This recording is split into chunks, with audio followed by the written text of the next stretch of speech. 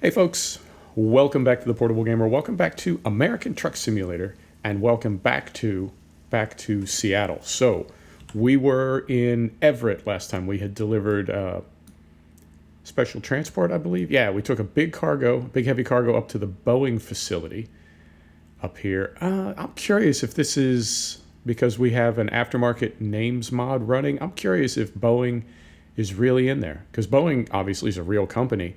But normally there aren't real companies. But I'm seeing Boeing there. I'm curious where we're getting that. I don't know. So we're going to pick up a job at Walmart, and then we're going to take it up to Bellingham. We're going to get up to, we've been to the northwesternmost point on the map. Well, close. We've been to the northwesternmost city. We haven't been out here on the 101. Let's head up to Bellingham now. That is the northernmost point on the map. We're going to pick up a cargo at Walmart and take it over. We are in our Viper 389, and I swapped out the motor. This is a Cat 3408 V8 electric start rather than air start. It's made by VS Terminus, and it sounds amazing. I might leave it turned up for you a little bit. When I mix the audio down, I might leave it so you can hear it a little better. Now, it does not have an engine brake. It's got something, this is a motor from the 70s, I believe. It does not have an engine brake on it. It's got something called a brake saver by Caterpillar, and then we do still have the retarder on our transmission. So curious what this thing is going to sound like. I put it in there. I haven't driven it a whole lot yet. And we also have, these are the 5500K lights by Alex D, and these seem to be, it's weird because it doesn't seem like that big a mod, right? It's just some changes the headlight tint, and yet it seems like he is always updating these, and or not even updating, that they go away, right? When you go to fire up your profile, it says that mods are gone. They don't exist anymore. And then when I go to his page in the workshop, I see new mods that do the same thing. So rather than updating, I think he's completely redoing some of these mods. And they're small. They're just tiny little mods that change the color of the headlights. But he seems to be, I don't know, on it. Whatever. They do get made current to the game, and he does it in kind of an unusual way. Rather than just releasing a new V, he releases a whole new mod. I don't know. Maybe he has to. So the game itself has patched up. It is still 1.35, but it is a little further along. I think what came in for me on my Steam UI was about 200 meg, and I noticed. Turn left. Here we go. I will turn left. Might have to turn that voice down a little bit because I've got the volume of the truck up. It's taking the volume of my sat-nav up as well. We'll see how loud that is. So what I noticed was when it set me back, right? Because we had drawn. Man, I'm having a hard time talking lately. That means I need more coffee. Hang on. Coffee time.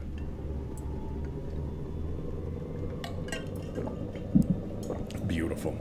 We had driven up to Everett, right? And then it set us back to Seattle. Now, normally, it would set us all the way back to Phoenix, which is where our home base is. I think it could be that as the game... Then turn left. As the game has patched, I have to turn that down. Moment, please. Let's get stopped up here. All right. Get a good gear. And we're going here. And we go here. And we go here. And voice navigation volume. Oh, yeah. Yeah, let's turn that down a little bit. Okay. And then we drive. So normally it would set us back to, all the way back to Phoenix. And I feel like what it does now is it sets you back to the closest garage that you own, which really, I would have to say it should have done that all along, but I'm glad that it does that now. Because it is kind of a pain to be, all the way up on this part of the map as an example, and the game patches up. You didn't do anything. Game patches up, and now you're 1,100 miles away. So I think that's cool, and I wonder if that will carry over to ETS as well. It should, because the code is so similar for both. So that is what's going on there. What else is going on? It's Friday for me. It's Saturday for you. I hope you had a fantastic week. My week was pretty good. I'm curious what this guy over here on our right is going to do. All right. Got my eye on you. It was a pretty good week for me. I have to say I was productive.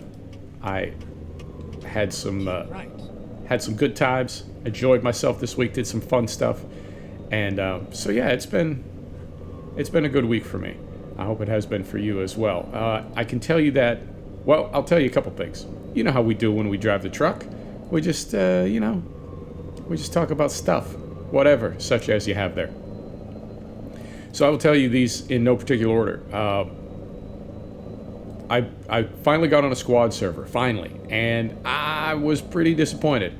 I'll tell you, I was pretty disappointed. Now, part of it is, I've been watching people play squad on the YouTubes, and the thing about YouTube is, if you're watching gameplay on YouTube, it's generally pretty good, right? That's the only reason you heard about that channel. Wow, that is still too loud. Hang on.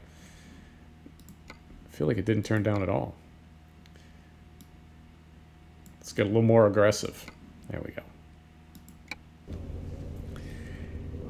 If you're seeing somebody gaming on YouTube, whoa. Exit left. If you're seeing somebody gaming on YouTube, they're probably pretty serious about what they're doing. And also their channel has enough traffic and has enough views that it gets bumped up and you see them at all, right? They get recommended to you. So that's what I'm going for. I'm trying to have gameplay on my channel that is good enough that people watch and like, and then the videos get recommended and more people see it, so on and so on. I would hope that really awful gameplay simply doesn't make its way to the top of the heap and nobody ever hears about it, and so you don't see bad gameplay on YouTube. Did that make sense? I think so. So I just assumed, based on what I had seen, that all servers were like the servers that I was seeing. A lot of teamwork, a lot of communication, winning. You know what I'm saying? Winning. Yeah, because who wants to watch a YouTube video of people just getting rinsed? That's no fun. So Ready to turn right. perhaps that was a little naive on my part. Perhaps that was a little optimistic. Game looks really good, by the way. Turn right. And this engine sounds fantastic. I will leave this turned up in the mix because it sounds good. So yeah, I mean, after the fact, it makes perfect sense. Of course it would be that way. But I didn't make that connection as I was getting signed in. So let me tell you my first experience with Squad Server. And the server that I selected, I went on Reddit, of course, did some research, and I found what is rumored to be a good or the best server. Right? And I'll clarify that in a minute. I'll tell you something that occurred to me after the fact. But I found a good server, or what was regarded as a good server. There goes my voice. How'd we do? 5 minutes, just like always. And here's how it went. You're at the little staging area, right? Everybody started getting in trucks. I got in a truck. This is my first time now. I've never played the game before. I get in a truck. Here we go. And we get to a radio tower. We get out of the truck, and I immediately get killed, right? And nobody helps me. Everybody just leaves. Okay. So I had read, as I was trying to figure out, like, how to do this, how to do the whole MP thing. Your route guidance is now finished. Thanks, buddy. Right, so we go here. Put her in neutral. Set the brake. Let's find a job. And we're going to Bellingham. Bellingham. What do we want to take? Let's take something a little more interesting than that. It is going to be Walmart. Oh, dear. Why are there... there's like 1 million trailers. Okay, you know what? We won't look through too many of these because there's so many of them. Let's just take... there we go. I saw Walmart. Let's just take this one. Confirm. Take it. Take it. There we go. Brake is off, and it looks like we're just straight ahead. So what I had seen was, when you're wounded, when you're bleeding, don't respawn, don't give up, because you'll use a ticket, and that's how the sort of scoring goes, or however you want to describe it. Like, there it is.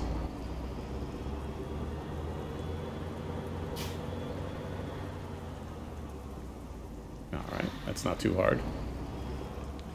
So don't just give up. Wait for somebody to come revive you, and that way you save your tickets, and that's how you get like more people to come and help you or something. Like that's how you get reinforcements. I don't know. I'm not 100% clear on everything, but I didn't give up. I waited for somebody to revive me, and they all just left. Everybody just left. What about ill will? Come back.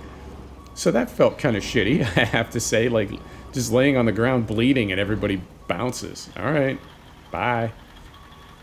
So I did respawn. I respawned back at the like the initial rally area, and there were some other people there that either they had respawned because they got killed as well, or we good to go. Good to go. Looks like we're good to go. 124 miles, not far at all. So there were other people at the rally area. There was an armored personnel carrier there, and I was playing as Russia, by the way, which I didn't pick. It sort of like put me on a team. Not that I mind or anything, but I would prefer to play as a regular American. So it goes. So there were other people there. We all get in an armored personnel carrier. I'm not driving. Whoever's driving is just like, they just drove in a straight line toward where the rest of our team was. We come over a rise. There's an MRAP with some kind of mounted anti-tank weapon, and we all get killed. So we start back at the rally point again, or I start back at the rally point again. There's nobody there this time, and I run over a mile across the map to get to my squad, my fam. I'm coming, fam.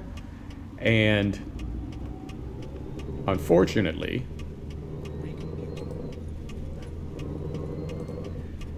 the way that the map works, you can see your team, you can't see the other team. So my team, I saw a dot on the map and just ran toward it like an idiot. And of course they're surrounded by bad guys. So as I got closer, I'm now like running through enemy lines by myself, just running. Like, I'm coming, Leroy Jenkins, and I got killed again. And then it went to, we lost. And then it went to kind of a lobby screen. And it was just, imagine like the worst days of Xbox Live. Just like a dozen people screaming into headset microphones as loud as they can. Really just, it's not just the fact that they're screaming like incoherently, but that distorted volume as well, the scratchy, breaking up static. It's just, oh man, that sound when somebody screams into a headset microphone. So I was told that was one of the best servers around. Now, to clarify, somebody else said there's no such thing as the best server because it's different every time people play on it, right? Like, does me being there somehow diminish it from being the best server? Because I'm not the best player. It was my first time. So can it be the best server if people like me are on it? You know what I mean? It's a little tricky. And on top of that, there's no, at least that I know of, there's no filtering system on Squad. So there's no safety rating, there's no quality rating, there's no nothing. It's not, it's just everybody. So I think there's going to be a learning curve to that, but at the moment, I have to say I am a little disappointed, and I hope it picks up, because if it continues like this, I feel like it doesn't matter if my skill improves. If it's always going to be just a crew of jamokes running around screaming, then that's not fun. And I know Squad is more than that, but I don't know what I need to do to find more than that. And other than, getting into a clan and the whole deal. But honestly, I don't have the time or the interest in that right now. So I don't know if it's possible to have good pickup games in Squad, or if you have to join a clan and you have to, find people and train with them and actually like get good. So you play on a team, a side, blue and red, and then within blue and red there are squads. And when I was getting like logged in and everything, I noticed that there were some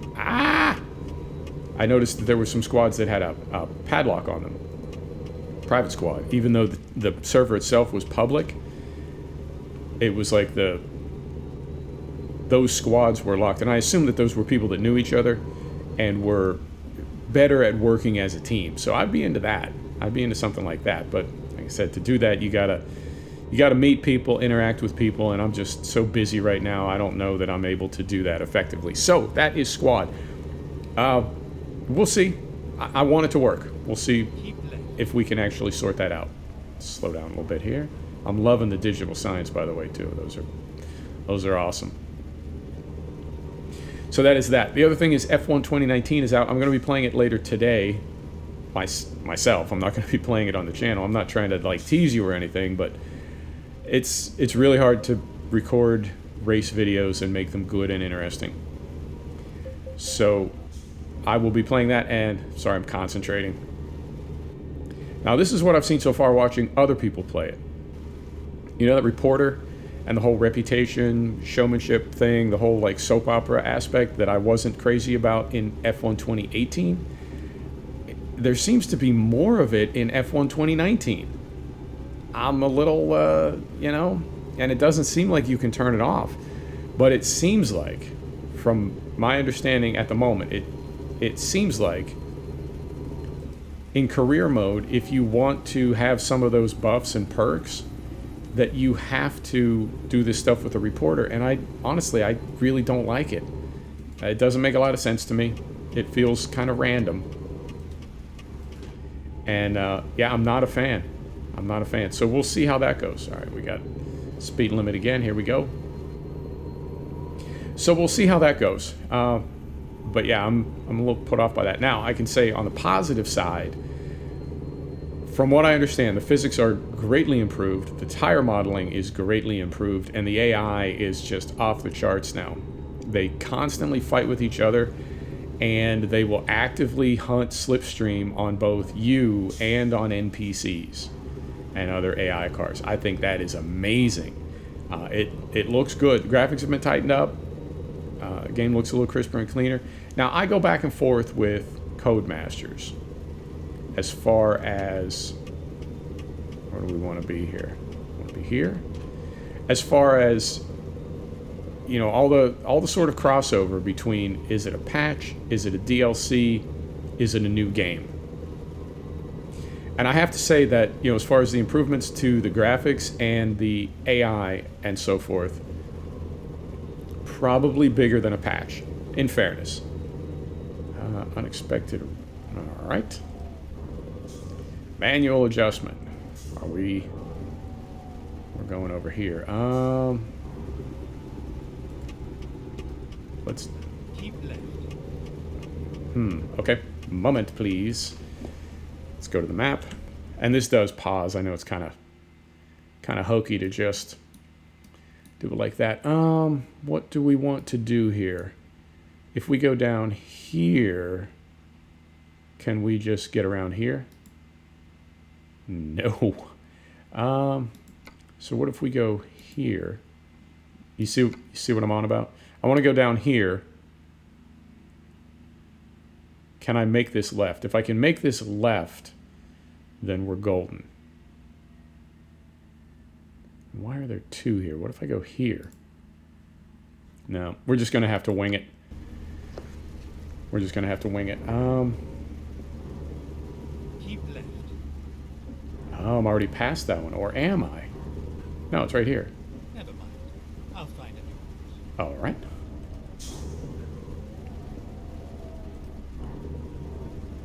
This is interesting. Turn left. Oh, it's not going to let me go there.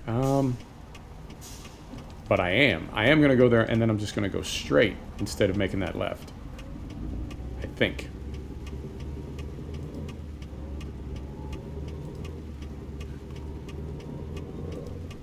See what I mean?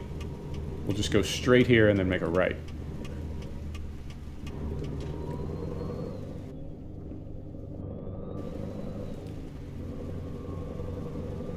Get ready to turn left. So the improvements to graphics and physics, I have to say, in fairness, bigger than a patch. The 2019 teams and liveries, possibly, you know, DLC sized, Finding new route. possibly bigger than a DLC. But when you combine the two, I think at that point, then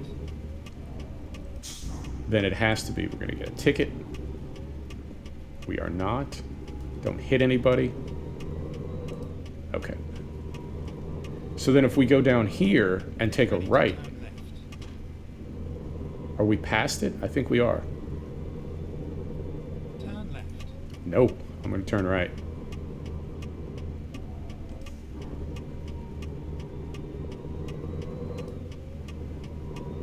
Okay, let's find a new route. Yes. So you see what I'm saying?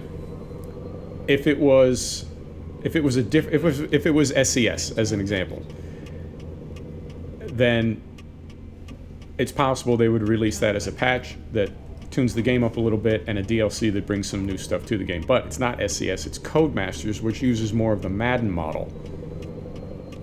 And I was thinking about this last night, I think the reason for that is because it is tied in with FIA and FLM in the same way that Madden is tied in with the NFL. So it's like you've got almost like a sponsor, you know? And not only does that give you deep pockets, but it also gives you kind of a marketing tie-in, you know, because Codemasters F1 franchise is sort of advertising Formula One, and Formula One does a lot of advertising for... All right, is there another one?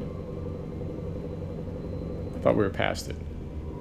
Okay, well, we'll find out momentarily. Oh, that doesn't look good.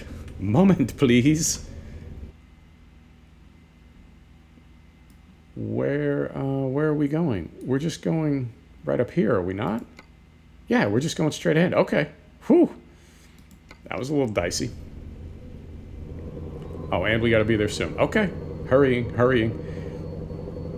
So I'm okay with it. I'm okay with calling it a new game, even though it's really the same game, but it's been improved, and then it's had some things added to it. I guess when you combine all that, for me, there's enough substance there that, okay, we'll go ahead and call this a new game, and it's worth whatever, $70 or whatever it was. What's this guy doing? Sir? Sir? Sir? Jesus. Okay. There we go. It's been an exciting trip. For a little short trip, it's been exciting. So I'm okay with it. That's the gist of it. Wow, with the traffic and everything, I sound like I've just been babbling, but that's the takeaway. It's worth it.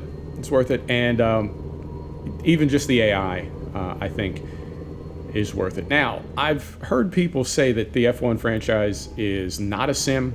It's just a video game. It's POS. It's silly. It's unrealistic, and a lot of other things.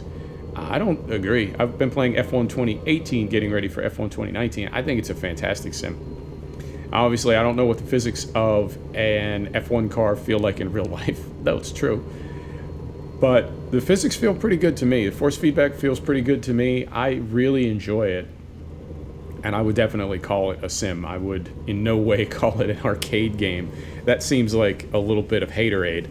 Everybody's entitled to their opinion, of course, but I just don't get where that's coming from. I really don't. But, you know, like I said, to each their own.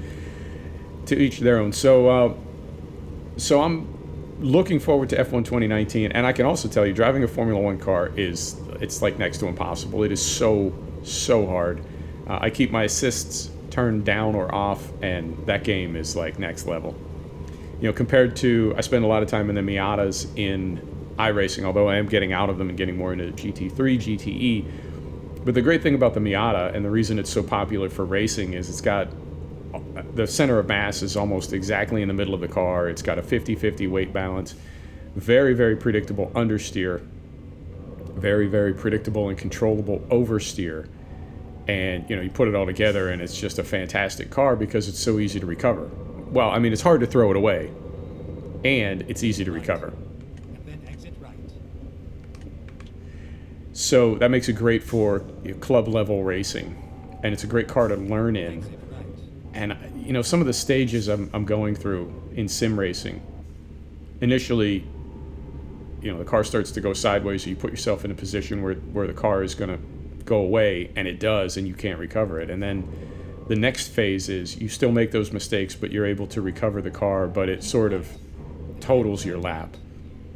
And then the next level is you can avoid those situations, and if you get into one, you can recover the car in a way that doesn't completely compromise your lap. And then the final phase, where I'm not there yet, is when you get in a jam and you recover the car, which you can do like virtually at will. You recover the car, but you can stay aggressive the entire time. You can continue attacking even as you're recovering the car, which really means that the car is never out of control, even when it's unstable or when you've lost grip. You're still in control. I guess. I don't know if I'm explaining that right, but you see what I'm saying. Basically, you very rarely lose the car, and you can always stay aggressive. Well, I can sort of see that on the horizon with the Miata, but things move so much slower, and it's so much easier to recover. In there? Oh yeah, I guess it is in there. Okay, so we gotta back up a little bit. Just a little bit.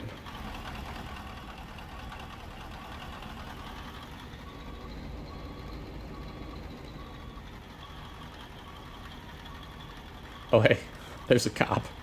Hey buddy. You have arrived at your destination.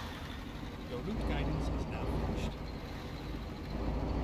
So I can do that in the Miata. I am nowhere close to being able to do that in the F1 cars, and I don't know if I ever will be able to. It is it's next level, and I have so much respect for anybody that can do it. You know what? Let's try to. No, let's not. Let's not. I'm not in the mood for the backup beeper. Right. Welcome to Bellingham. How do we do? Oh, level 36 is going to take forever. Anyway, bit of a weird video. It happens sometimes. Folks, thanks for stopping back to check out The Portable Gamer. Thanks for joining us for another episode of American Truck Simulator. And we'll see you next time. Take care now.